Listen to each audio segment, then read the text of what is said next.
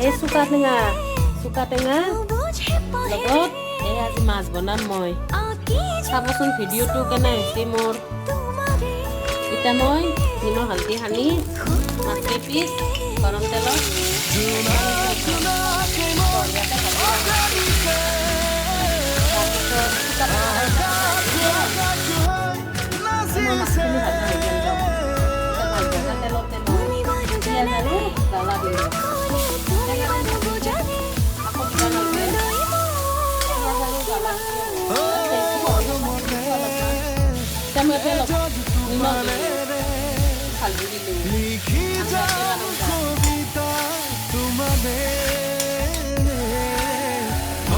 পানী দিলোঁ